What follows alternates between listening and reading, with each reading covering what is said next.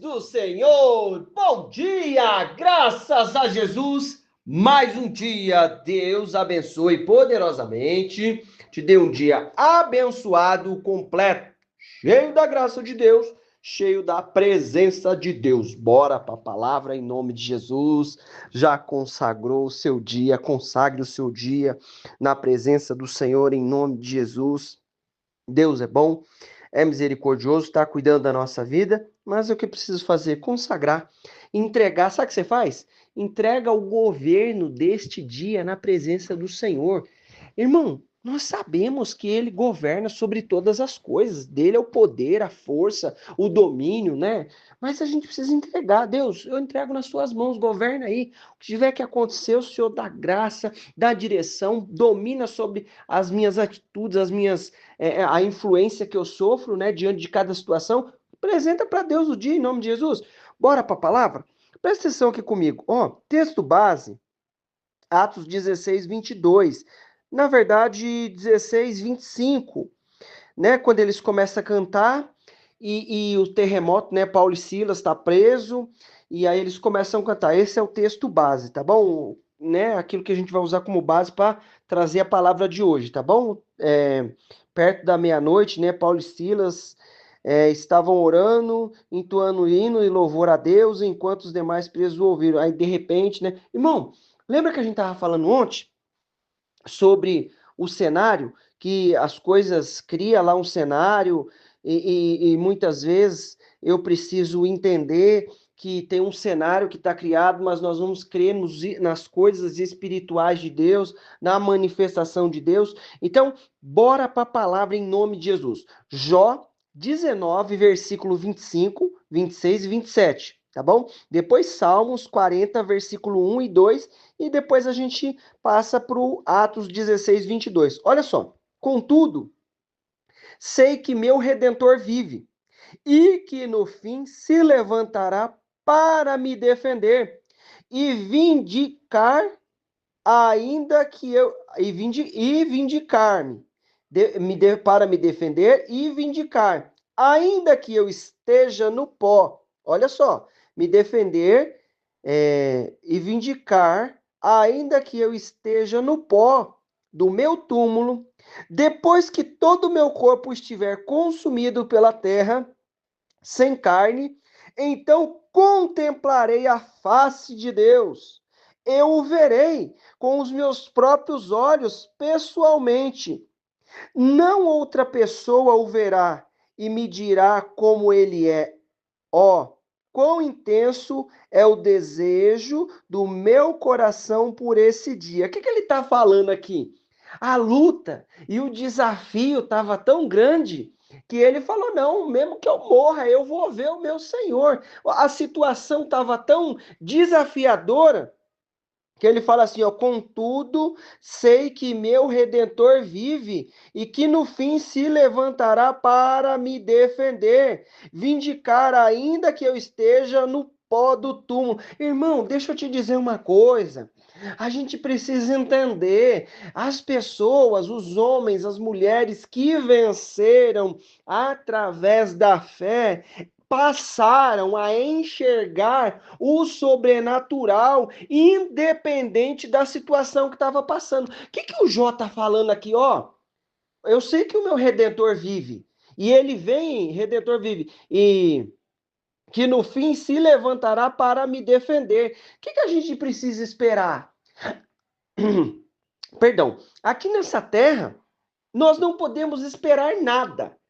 Alguns dias passamos alegres, outros dias passamos com desafios, mas nós estamos nessa terra. Jesus já nos alertou disso, que a gente ia ter aflição, tribulação, mas ele falou assim, ó, confia em mim que confia em mim que vai dar tudo certo, em mim você vai ter paz, fique em paz. Irmão, deixa eu te falar uma coisa em nome de Jesus. Confia na graça, na misericórdia. Contudo, sei que meu Redentor vive, que no fim se levantará para me defender. Confia na graça. O que ele está falando? Ó, ainda que eu morra, ainda que aconteça isso, eu sei que eu vou ver o meu Senhor. A gente precisa enxergar além, ver as coisas sobrenaturais de Deus diante de cada situação. Diante de cada situação, nós precisamos ver a manifestação de Deus. Presta bem atenção, você está falando assim, o meu Redentor vive e ele vai vir no meu favor. Sabe quando você não consegue mais, não dá mais, você advogar por você mesmo, tentar se defender, ou tentar se desvencilhar dos desafios, das situações, Deus se levanta no nosso favor, mas ele está falando assim, ó, mesmo que eu morra, mesmo eu vou ver o meu Senhor, eu estou preocupado lá na frente. Ele falou, mesmo que eu estiver morto, eu sei que Deus vai falar ao meu favor, mesmo que esse desafio não consuma o corpo humano e fique tudo no pó, eu sei que eu vou enxergar, eu vou ver o meu Senhor, não é ninguém que vai mostrar. Sabe o que é isso? É que eu estou aqui nesse mundo, mas eu sei que a minha vida é nos céus com o nosso Senhor, enxerga o sobrenatural, as coisas de Deus. Vamos continuar aqui, ó. Então a gente sabe que isso vai acontecer, mas presta bem atenção, vamos enxergar além? Salmos 40, versículo 1 e 2. Ó, um salmo de Davi. Depositei toda a minha esperança no Senhor, e ele se inclinou para mim, ouviu o meu clamor, tirou-me do fosso fatal, do charco lamacento, assentou os meus pés sobre a rocha, orientou os meus passos. Você está entendendo o que... Irmão, a gente sabe da história do Davi, sabe de tudo que aconteceu, Deus não escondeu nada de ninguém, mas o que ele está falando aqui? Ó, tirou-me de um lodo, de um charco. Você imagina só? A gente sabe na palavra de Deus que Deus criou os céus, a terra, o universo. Deus é todo poderoso. E esse homem aqui está falando assim, ó, depositei toda a minha esperança no Senhor, e ele se inclinou para mim e ouviu o meu clamor. Meu irmão, em nome de Jesus, um Deus que criou os céus e a terra, o universo se inclinou. Irmão, entenda, a sua oração está chegando na presença de Deus. Eu preciso enxergar o sobrenatural, você precisa enxergar o sobrenatural. As coisas espirituais de Deus estão acontecendo na nossa vida. Três histórias aqui. Três situações. Um falou assim, ó, se eu morrer, mesmo que eu esteja morto no pó, eu vou ver o meu Senhor. Eu sei que vou passar disso aqui. Isso aqui é só um período. O que ele estava entendendo? A luta estava desafiadora, estava além do normal. E a gente sabe que estava além do normal. A coisa estava fora do normal. Mas ele conseguiu vencer. E ele falou isso aqui por quê? Porque enxergou a graça e a manifestação de Deus. Você lembra lá do Filipe levando pedrada? O que ele falou? Não lhe imputes esse pecado. Já, sabe por quê? Porque estava vendo a glória de Deus. Vamos continuar? Aí o Davi fala, ó, se inclinou para mim. Enxerga o sobrenatural. Deixa eu te falar uma coisa, às vezes existem situações que criam um cenário para que o inimigo tente quebrar a minha comunhão, a sua comunhão com Deus e atrapalhar aquilo que nós vamos enxergar. Você quer ver uma coisa? Vamos lá para o texto base, Paulo e Silas. Ó, então, uma multidão unânime os atacou e os magistrados, rasgando-lhes a roupa, ordenaram que fossem açoitados com varas. Depois de tê-los espancado muito, os jogaram na prisão, recomendando ao carcereiro que os vigiasse com toda a atenção. Irmão, presta bem atenção. Sabe por que o Paulo e Silas jogou na prisão e os caras ficou bravo ali? Né? Ali era uma parte romana ali. Sabe por quê? Porque tinha uma menina lá que tinha um demônio que adivinhava todas as coisas lá das pessoas e ela era escrava. E esses donos dela lá, eles ganhavam dinheiro com aquilo. Aí elas vinham falando, ó, Paulo, filho do Deus Altíssimo e tal, e não sei o quê. Aí todo dia, um dia falando, outro dia falando, Paulo foi lá e repreendeu o demônio. Os caras perderam o lucro que eles tinham, ficaram zangados com isso. Aí aconteceu tudo isso aqui. Irmão, presta bem atenção. Depois de tê-lo espancado muito, os jogaram na prisão, recomendando ao carcereiro que vigiasse com toda a atenção. Havendo recebido tais ordens expressas, né, direta ali, Ele os lançou no cárcere interior e prendeu os pés no tronco. Irmão, essa prisão aqui era mais ou menos assim. A pessoa ficava como se estivesse encostando a cabeça no joelho, só que prende o pé e prende a cabeça também, entendeu? Como se a pessoa estivesse dobrando até embaixo, só que tipo como se estivesse sentada, alguma coisa desse tipo, e ela com a cabeça e o pé preso assim embaixo, entendeu? Então aquilo ali dá uma dor terrível na coluna, nas costas, é uma posição extremamente difícil de passar. Só que sabe o que esses caras estavam fazendo? O que o Paulo e Silas estavam fazendo? E lhe prendeu com os pés no tronco. Por volta da meia-noite, Paulo e Silas estavam orando, entoando hino e louvor a Deus, enquanto os demais presos os ouviram. Irmão, ele estava preso, numa posição horrível, sentindo dor até umas horas. Sabe o que eles vão fazer? For louvar a Deus. Sabe por quê? Porque às vezes a gente fala assim, meu, e agora? E se a gente morrer aqui? O que a gente vai fazer? Vamos louvar a Deus? Começou a louvar, sabe por quê? Porque aprendeu a enxergar as coisas espirituais de Deus, além daquilo que nós estamos vivendo.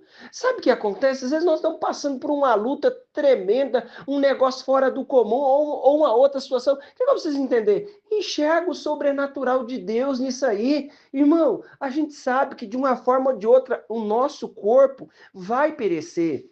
De uma forma ou de outra, um com mais tempo, né? O normal é mais anos de vida, outros, infelizmente, com menos anos de vida, mas acontece. Mas o que eu preciso entender? Enxerga o sobrenatural de Deus, que vai ter milagre. Eu preciso entender que Deus se inclina para nós, o Deus que criou o universo todo-poderoso, ouve a nossa oração. Aí ele fala assim: por volta da meia, começar a cantar, começar a louvar, mesmo naquele desafio. Irmão, ele estava cumprindo o chamado dele. Cumpra o seu chamado, louvando e adorando a Deus. Olha só, de repente, aí os demais presos ouviram.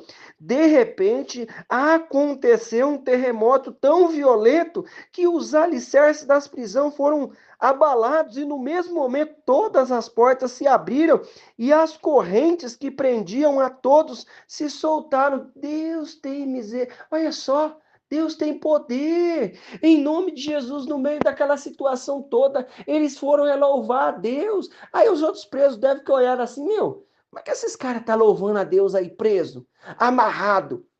Aí lá do céu o movimento aconteceu e o movimento saiu lá do céu, do mundo espiritual, veio para a terra, abalou lá a prisão, o cárcere, aonde que eles estavam. Irmão, nós precisamos enxergar o sobrenatural, as coisas espirituais de Deus e ver o milagre acontecendo em nome de Jesus. As três situações foram situações desafiadoras. O que Jó passou e depois o que ele viveu. Davi falando que Deus se inclinou, tirou do largo do charco lamacento, colocou os pés na rocha, orientou os passos. Paulo e Silas está aqui nessa situação. O que a gente vai fazer? Vamos adorar e louvar a Deus em nome de Jesus.